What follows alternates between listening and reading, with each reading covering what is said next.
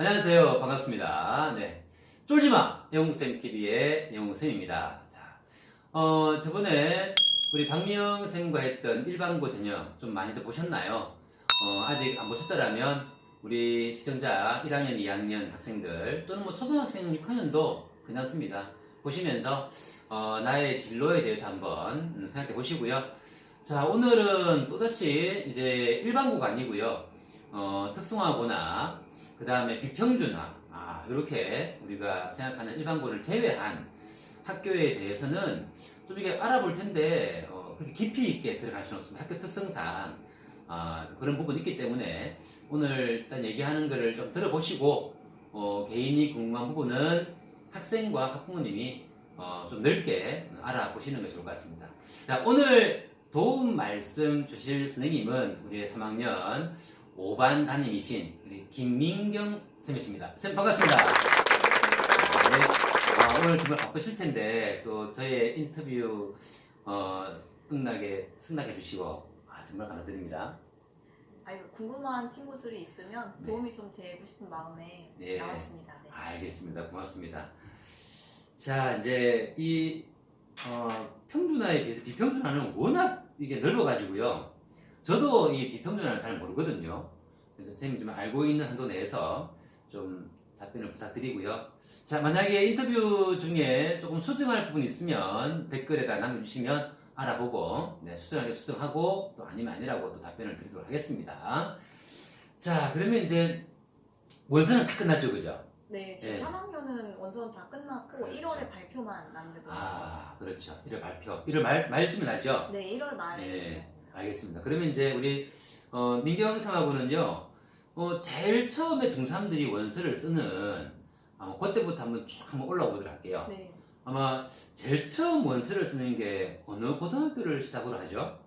일단 전기 후기 학교가 있는데 네. 전기에서는 이제 영재고가 우선적으로 원서를 접수를 하게 되고 1학기에 이제 2학기 됐을 때는 이제 특목고, 특성화고 순서대로 이제 평준화 일반고까지 해서 쭉 지원을 하게 됩니다. 그렇군요.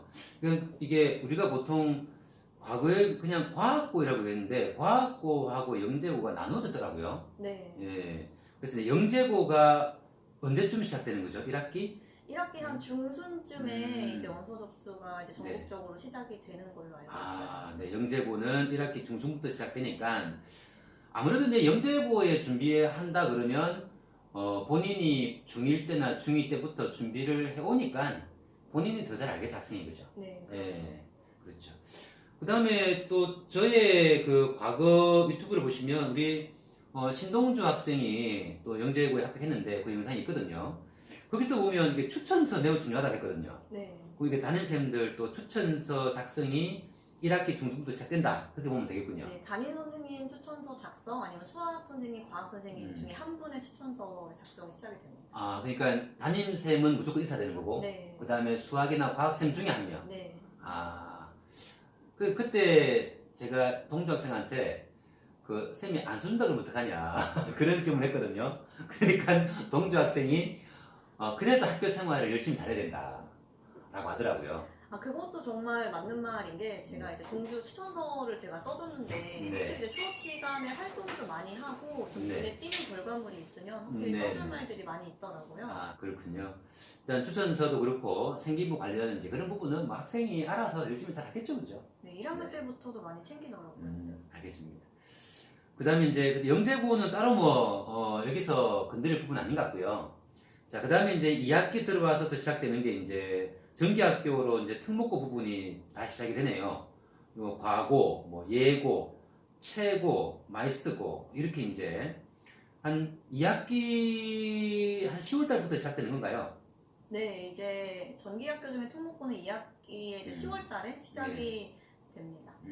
알겠습니다. 역시 과고나 예고나 채고나 마이스터고 전부 다 본인이 다 이게 자기의 의지를 가지고 가는 학생이니까 본인이 확실하게 나는 어디 갈 거야 라고 의지를 가지고 그냥 쌤한테 여기 쓰겠습니다 라고 딱 찾아오겠네요. 네, 이제 특목고 같은 경우에는 각 학교에서 원하는 조건들이 있기 때문에 이미 이제 1학년, 2학년 때부터 준비를 많이 해오더라고요.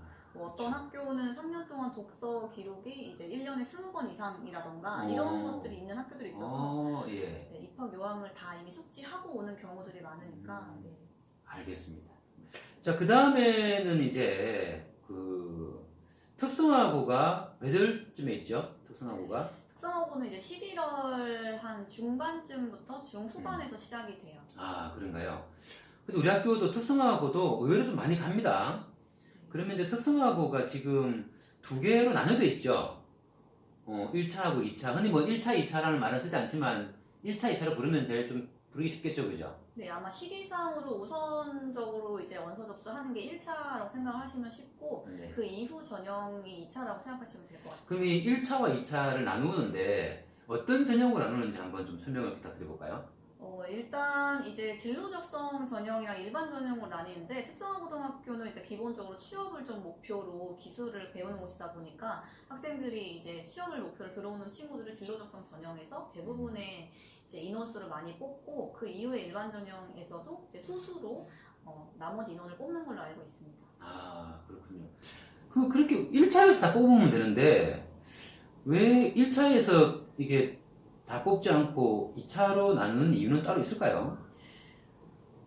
따로 이제 여기 특성화에 가서도 진학을 목표로 하는 친구들이 있기 때문에 이제 취업 적성 전형에서는 이제 취업 희망서라던가 취업 서약서 이런 걸 작성을 하는 학교들이 있어요. 근데 제가 진학을 희망한 친구들 같은 경우에는 그거를 작성을 하지 않고 일반 전형으로 가는 게 학교 생활에서 좀 더 유리하기 때문에 두 가지로 아마 나뉘는 것 같습니다. 아, 진로 적성 전형에서는 서약서를 작성해야 되네요. 네, 그런 학교들이 있긴 합니다. 아, 그러니까 서약서를 작성해서 어떤 이탈을 방지하기 위한 용도로도 쓰이기도 하겠네요. 네. 알겠습니다. 자, 그러면 특성화고가 이제 쓰고 나면은 그 다음부터는 이제 후기 학교 원서가 되는 거죠. 네. 네. 후기 학교는 몇 월 달부터 작성하나요? 일단 평주나 일반고, 뭐 비평주나 일반고, 이제 특수 목적고 다 모두 12월 초에 이제 시작을 하게 되고요. 네. 시기는 그때가 다 동일합니다. 자, 이제 여기서부터가 핵심인데, 우리가 일단 정기 학교에 써서 떨어지게 되면 후기 학교를 쓰면 되잖아요. 네. 그거는 이제 정기 학교의 이점이기도 하고, 근데 문제는 이제 후기 학교에 있는 우리가 외고, 국제고, 그 다음에 자공고, 자사고, 요게 이제 문제잖아요, 그죠? 네. 여기서 이제 이 학교들하고 일반고랑 원서를 같이 쓰기 때문에 이제 이 일반고를 쓰지 않고 외고, 국제고, 자공고, 자사고를 써서 결국은 좀 성적이나 다른 이유로 떨어지게 되면 한참 뒤에 원서를 써야 되는 것이죠. 일단 원서 접수는 동일하게 이제 평주나 일반고 친구들이랑 1단계, 2단계로 나눠서 이제 5지망까지, 12지망까지 작성을 하는 건 동일한데 예. 아무래도 이제 1지망 했던 학교에서 떨어지게 되면 2지망부터는 이제 합격 가능성이 좀 낮아지기 때문에 후기 지원을 이제 노린다라고 이제 이야기들을 많이 합니다. 아, 그러니까 이제 우리가 일반 전형에서 평준화에서 1지망을 썼잖아요, 그죠? 1지망을 그때 앞에 영상에서는 보라고를 1지망으로 쓰는 걸 예를 들었거든요. 네. 그렇다면 외고를 쓴다라면 1지망이 외고가 되겠네요. 네, 외고나 국제고를 1지망으로, 그러니까 외국자라고 딱 선택해서 들어가요. 저희 이제 다이센 화면에는. 예. 네, 그렇게 되면 2지망부터는 다른 학교들을 쭉 쓰게 되는데 일반고를 쓰는 거죠. 네, 그렇죠. 일반고 쓰면 2지망부터는. 2지망에 좀 인기 있는 일반고를 쓰게 되면 그 네. 인기 있는 일반고는 1지망에 거의 다 인원이 그렇죠. 차게 되게 될 거기 때문에 네. 보통은 쭉 2, 3지망으로 가능성이 좀 낮아지게 됩니다. 결국은 이제 이 후기 학교에서 외고 또는 자사고를 떨어지게 되면 쭉 이제 이 구역 내까지 12단계까지 가야 될 수도 있겠네요. 네, 그렇죠. 그래서 대부분 이제 외국자를 1지망으로 쓰는 친구들은 이제 2지망, 3지망에 이제 합격할 확률이 높은, 그러니까 좀 비교적 비선호 학교를 많이 써서 최대한 12지망까지 이제 떨어지는 거를 방지하는 친구들도 전략적으로 많이 있어요. 네. 그 말은 이제 이게 나는 외고도 쓰고 딴 데도 쓰고 이게 동시 지원이 안 됩니까? 네, 용인은 이제 아무래도 이중 지원이 금지이기 때문에 한 학교만 지원을 할 수가 있습니다. 아, 그렇군요. 자, 그렇기 때문에 일단 우리 그 후기 학교에 원서를 쓸 때 일반고가 아닌 비평준화를 쓰는 친구들은 굉장히 또 열심히 공부를 해야 되고 또 자기가 원하는 학교에 붙기 위해서는 노력을 많이 해야 되겠네요. 네, 아무래도 내신 관리나 특히 네. 면접이나 이런 거를 준비를 좀 많이 해야 될 것 같습니다. 예. 그러면 우리 학교에서 흔히 가는 자사고가 있다라면 지금 여기 자료를 보니까 양서, 세마, 한민, 화성, 가온, 병점 이런 고등학교가 있네요. 네, 여기 이제 말씀해주신 학교들은 사실 외국자는 아니고 이제 네. 비평준화 학교에 해당이 돼서 네. 그래서 비평준화 학교도 동시에 시기를 동시에 지원을 하기 때문에 이제 이것도 어떻게 지원을 할지를 이중 지원이 금지니까 이 네. 부분도 좀 고려를 많이 하더라고요. 그러면 이제 이 학교를 만약 화성고를 쓴다 그러면 화성고가 일지망에 들어가겠네요. 만약에 화성고를 쓴다고 하면 화성은 이제 비평준화 학교이기 때문에 원서를 아예 다 비평준화의 원서를 작성을 해야 돼요. 그 그래서 말은 일지망으로 들어가는 게 아니라 평준화 원서와 비평준화 원서가 따로 있다는 네, 얘기입니다. 따로 있게 되거든요. 그래서 네. 평준화 지역과 비평준화 지역의 원서를 동시에 작성하면 이중 지원이 되기 때문에 이제 네. 그렇게 되면 원서 접수가 불가능해요. 그래서 네. 만약에 내가 비평준화 학교에 지원을 하겠다 하면 네. 비평준화 학교 한 학교만 지원을 내신 점수를 할 수가 있고 네. 이제 평준화 학교를 하겠다. 근데 그 중에서도 외국자를 내가 지원을 하겠다 하면 1지망에 외국자 학교를 넣고 나머지 2지망부터 12지망까지를 용인 일반고를 쭉 희망 순서대로 지원을 하게 됩니다. 그러면 이제 내가 화성고를 쓴다 그러면 비평준화 원서에다가 화성고를 써야 되는 거군요. 네. 그러면 화성고를 떨어지면 평준화는 이제 평준화 학교를 가야 되잖아요. 그렇죠. 용인에 살고 있기 때문에 친구들이 네. 화성이나 뭐 이제 안성이나 뭐 이런 학교들에 떨어지게 되면은 네. 가야 되는데 네. 다른 친구들 합격 발표 나고 후기 지원하는 경우에 가능합니다. 그러니까 이제 일반고가 후기 지원이 있는 것이죠. 네. 일반고 평준화에 후기 지원, 그러니까 인원이 모자라는 부분에서 후기 지원한다는 거죠. 네, 그렇죠. 그러면 이게 왜 그러면 인원이 후기 지원에서 왜 인원이 남죠? 지원을 포기하는 이유가 따로 있습니까? 이중 지원이 가능한 학교에 합격을 했을 경우에는 이제 용인 지역 평준화했던 거에 등록 포기원을 작성을 하게 돼요. 이제 그런 식으로 결원이 각 학교에 발생을 하기 때문에 합격자를 먼저 등록을 우선을 받고 결원에 대해서 아마 후기로 접수를 하는 것 같습니다. 여러 가지 이유로 좀 합격했던 친구가 포기하게 되면 그 자리에 TO가 나게 되면 이제 그 자리에 후기가 여러 TO가 생겼을 때 거기에 지원할 수 있다는 것이네요. 네, 아마 이중 지원 가능한 학교에 우선적으로 합격한 경우도 있고 혹은 타 지역으로 이제 이사를 가게 되는 경우에도 일단은 배정을 받고 등록 포기원 내고 타 지역으로 가는 경우들도 있기 때문에 여러 가지들이 있는 것 같습니다. 그렇군요. 그러면 그렇게 되면 어쨌든 간에 이 비평준화 지역은 상당히 자기의 내신도 관리해야 되고 그 다음에 이게 떨어졌을 경우에 어떻게 할 것인가에 대한 좀 계획이나 그런 것도 세워야 되겠네요. 네. 알겠습니다. 자, 그럼 일단 이게 하나의 원칙을 좀 보자면 이 전기학교를 먼저 보면 전기학교는 무조건 한 개만 지원 가능하네요. 전기학교 한 개만 지원 가능하다. 전형 일정이 다르더라도 2개 교육은 지원 금지가 되어 있다. 대신 이제 마이스터고에 불합격한 경우에는 직업계열 특성화고에 지원할 수 있다. 이건 좀 너무 이런 경우도 있지만 우리 학교하고는 조금 거리가 멀죠. 네, 보통은 그러니까 그 말이 아마 마이스터고로 떨어지면 특성화 고등학교에 지원을 할 수 있다. 이제 이 의미일 건데. 이게 원래는 한 개만 마이스터고에 지원하면 원래는 특성화고에 지원 안 되는데 네. 마이스터고는 좀 특별해서 불합격하게 되면 직업계열 특성화고에 이중 지원 가능하다는 얘기네요. 네, 그러니까 원래 전기학교에서도 한 번만 지원해서 합격 불합격을 할 수 있고 그렇죠. 후기학교도 그런데 네. 마이스터고만 특별하게 전기에서 2번 지원을 할 수가 있어요. 불합격했을 때 특성화에 한 번 더. 네. 또 이런 예외도 있네요. 직업계열 특성화고 진로 적성 특별 전형에 불합격한 경우 직업계열 특성화고 일반 전형에 지원할 수 있다. 네. 그러니까 아까 말씀드린 1차와 2차가 있으니까 1차에 떨어지면 2차에 가능하다는 얘기잖아요. 그죠? 네.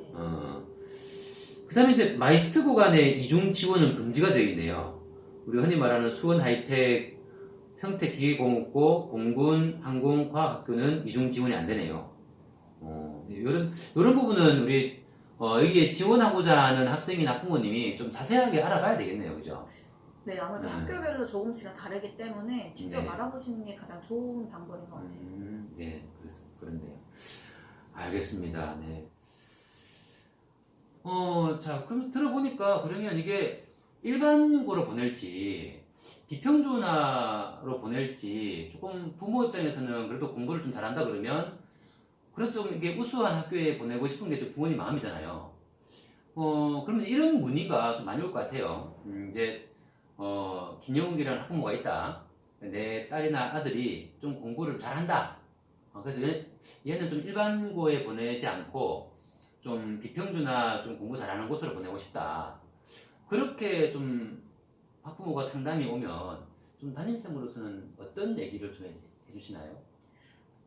저는 보통 이제 그 부모님들께 아이의 성향을 이제 우선적으로 생각을 좀 고려를 해달라고 말씀을 많이 드려요. 왜냐하면 비평준화 학교는 거리상으로 멀기 때문에 기숙사가 많이 있는데 이제 뭐 공동체 생활이기도 하면서 독립적으로 생활을 해야 되니까 그런 부분이 성향이 잘 맞는지, 그리고 성적이 우수한 친구들이 이제 많이 모여 있다 보니까 아무래도 경쟁이 생길 수밖에 없거든요. 네. 그런 경쟁에서 내가 이제 어느 정도의 멘탈 관리를 할 수 있는가, 이런 부분에 대해서 상담을 많이 합니다. 그러니까 일단 제일 중요한 거는 일단 성격이네요. 네, 그렇죠. 성격. 네, 그러니까 그 단체 생활, 기숙사 생활에서 우리 아이가 얼마나 거기에 잘 적응할 수 있는가. 그런 부분이 일단 제일 중요하고, 그 다음에 두 번째가 뭐라고 하셨죠? 경쟁을 해야 되니까 성적이 아무래도 처음에 기대했던 것보다는 잘 안 나올 확률이 높아요. 잘하는 친구들이 모여 있다 보니까. 그러니까 중학교 때는 굉장히 내신이 높지만 결국은 고등학교 가면 다 내신 높은 애들끼리 경쟁이니까. 네. 그죠? 그러면 이제 그 예를 들어서 이제 우리 작년에 쌤 유튜브에도 나왔지만은 거의 194, 195 이런 친구들이 많이 가잖아요. 그러면 이제 거기 보면 다 194 이상의 학생들이 집단을 있기 때문에 어떻게 보면 커트라인에 걸려서 내가 갔다라면 제가 꼴찌잖아요. 그거죠. 그렇게 될 수 있죠. 그렇죠? 네. 그러면 와 중학교에서는 내가 반에서 1등 했는데 또 1, 2등 했는데 갔더니 반에서 내가 꼴찌야. 거기서 멘탈이 무너질 수도 있겠네요. 네, 그거를 못 견뎌하는 친구들도 간혹 있기는 해요. 그래서 이제 그럴 준비가 본인이 됐는지를 이제 아이들이랑 가장 많이 이야기를 해보시라라고 말씀드리거든요. 결국은 이게 이제 일반고냐 비평준화냐 부분에서 학생과 부모님이 판단할 부분은 학생이라면 내가 그런 경쟁을 얼마나 잘 이겨낼 수 있는가. 그 다음에 단체로 생활하면서 내가 그런 경쟁을 잘 이겨낸다는 것도 그것이 긍정적인 사고방식과 단체 생활을 할 수 있는 그러한 친화적인 그런 성격을 가지고 있으면 훨 도움이 될 것이고 네. 또 물론 그렇지 않더라도 자기만의 어떤 그런 난관을 헤쳐나가는 자기만의 스킬이 있다라면 그것도 물론 뭐 방법이 있겠네요. 그죠? 네, 네. 그래서 결국은 모든 판단은 다 부모님과 학생이 하는 거잖아요. 그죠? 그렇죠. 담임쌤은 안내 정도? 네, 네. 네. 요렇게 안내 정도 해주시는 거죠. 그죠? 물론 이게 약간 영웅쌤 같은 스타일이면 가도 되겠죠. 그렇죠. 그럼요. 그죠? 아주 잘하실 것 같아요. 가서 그냥 분위기 메이크 하면서 좀 선택이 떨어져도 웃으면서 또 다음을 위해서 더 열심히 하고 저와 같은 성격의 소유자라면 한번 도전해 보시고요. 굉장히 좀 성적이 좀 몇 점 떨어졌다고 막 울고불고 하는 성격은 많이 힘들 수 있겠네요. 회복이 좀 잘 안 되는 친구들은 아무래도 가면 많이 위축되거나 힘들 수는 있을 것 같아요. 그리고 좀 전에 좋은 말씀, 회복력이네요. 우리가 탄력성, 네. 회복력. 그게 있는 친구라면 적응을 잘 할 것이고, 그렇지 않다라면 많이 힘들어 할 것이다. 좀 그런 부분을 감안해서, 비평준화를 내가 쓸 것이냐, 또는 평준화를 쓸 것이냐는 우리 학생, 학부모님이 판단을 해보시기 바랍니다. 자, 오늘 이렇게 해서 아주 뭐 깊이 있게 들어갈 수는 없고요. 전체적인 부분을 좀 다루다 보니까 비평준화 부분과 그다음에 특목고, 특수목적고 부분을 한번 봤습니다.